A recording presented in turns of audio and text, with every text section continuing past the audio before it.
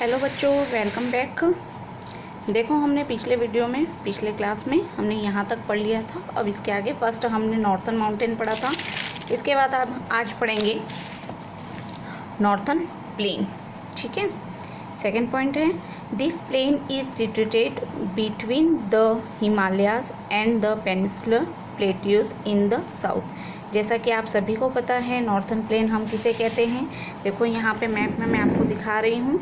ये जो आपको ग्रीन पार्ट दिखाई दे रहा है, ये कौन सा पार्ट है आपका? Northern plain. ठीक है।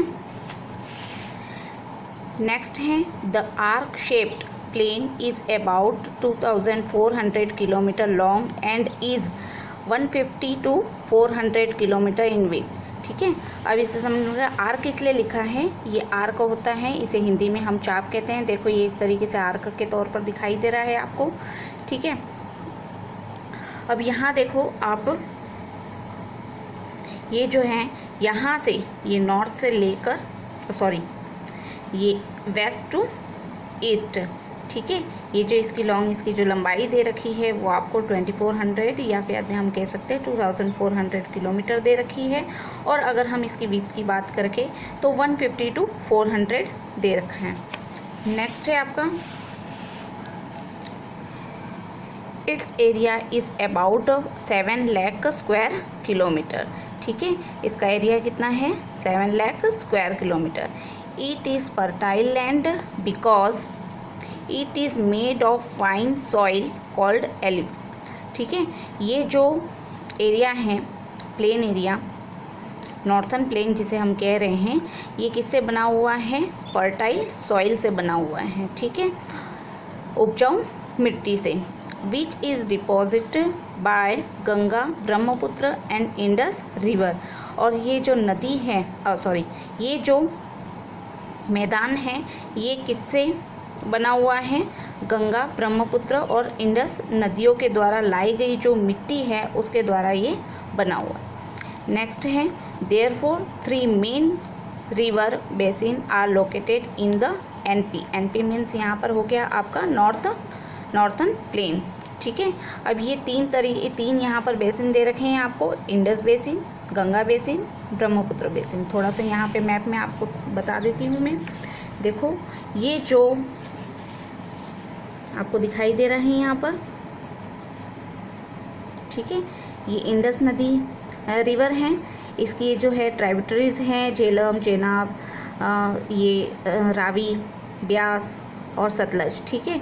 ये जो इसके द्वारा बना हुआ है, ये पार्ट जो यहाँ पर पड़ता है, यहाँ पर जो मैदान है उसी को ही हम क्या कहेंगे? Indus basin. नेक्स्ट है आपका गंगा बेसिन। गंगा और उसकी जो ट्राइब्यूटरीज है, इसके द्वारा बनाए गए जो प्लेन पार्ट है, इसे ही हम क्या बोलेंगे? गंगा बेसिन। थर्ड है आपका ब्रह्मपुत्र बेसिन। ब्रह्मपुत्र और इसके आसपास जो नदियाँ पड़ती है, इसकी जो ट्राइब्यूटरीज है, इससे मिलकर ये जो बना है उसी को ही हम क्या बोलेंगे? ब्रह्मपुत्र बेसिन। ठीक है। Is it clear? नेक्स्ट है, यहाँ तक आपको समझ में आ गया। अब इसके देखो, हम रिलीफ पिक्चर्स देखेंगे या जोग्राफिकल कैटेगराइजेशंस देखेंगे। यानी कि ये जो आपका मैदान है, इसे हम 4 तरीके से और समझेंगे। जिस तरीके से हिमालय के हमने पार्ट्स किए थे, उसी तरीके से मेन पार्ट जो है आपको यहाँ पर भाबर रीजन और फिर तराई रीजन दिखाई दे रहा है। इसी को ही फिर बाद में हम आगे बांगर और खादर में देखेंगे। ठीक है। देखो, फर्स्ट है आपका Bhabar region. The plains formed by the rivers after descending from the mountains deposit pebbles in a narrow belt lying parallel to the slope of the Shivalik are known as Bhabar. It means ये है कि ये एक plane का ऐसा part है जहाँ पर नदियाँ जहाँ से निकल रही है, वहाँ से लेकर ऊंचा वाला पार्ट जो कि प्लेन है और जहाँ पर बहुत सारे पेबल्स हमें देखने को मिलते हैं। और कई बार ऐसा होता है कि जहाँ पर नदियाँ जो है वो थोड़े समय के लिए लुप्त हो जाती है, या फिर उससे नदियों से छोटे छोटे जो है वो स्ट्रीम्स निकलने लग जाते हैं। ऐसे पार्ट को हम क्या कहेंगे? भाबर। ठीक है।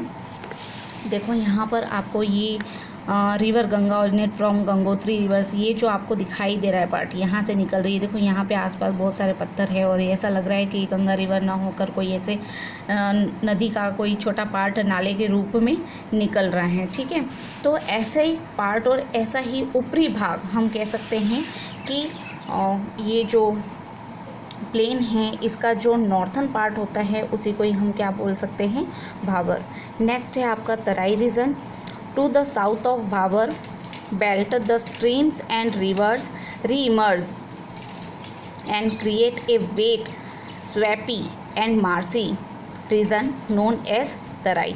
ठीक है, जैसा अभी मैंने कहा कि ये नॉर्थन पार्ट होता है। अब देखो यहाँ पर साउथ लिखा हुआ है कि भाबर से जो साउथ पार्ट है जहाँ पर छोटे छोटे जो स्ट्रीम्स, यानी कि मैंने आपको कहा था कि नदी से कुछ पार्ट ऐसे हो जाते हैं जो कि स्ट्रीम्स के रूप में दिखाई देते हैं, वो और मुख्य नदी जो होती है दोनों आपस में फिर क्या करती हैं, मिलती हैं और एक वेट यानी नमी वाला पार्ट होता है। स्वैपी मार्सी का मीन्स होता है दलदली पार्ट सा हमें देखने को मिलता है। ऐसे पार्ट को हम क्या कहते हैं, तराई।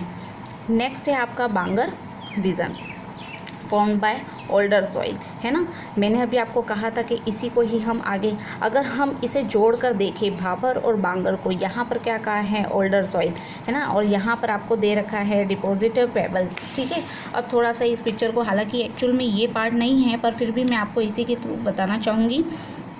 देखो भाबर और बांगर इन दोनों में कनेक्शन क्या है। भाबर में मैंने आपको बताया कि पेबल्स और सारे जुड़े होते हैं, पर इसके साथ ही कुछ आसपास के जो पार्ट होते हैं, है ना, वो किस में इंक्लूड होते हैं, आपके प्लेन में ही इंक्लूड होते हैं और यहाँ पर पुरानी मिट्टी ही जमा होती है। क्यों? क्योंकि ये ऊंचा पार्ट है। स्लोप इसका इस तरीके से होता है कि जो यहाँ की मिट्टी गाद और हम कह सकते हैं सेडिमेंट्स होते हैं वो बहकर कहाँ चले जाते हैं, तराई वाले क्षेत्र में चले जाते हैं। तो यहाँ पर बचता क्या है, जो पुरानी मिट्टी होती है वही बचती है।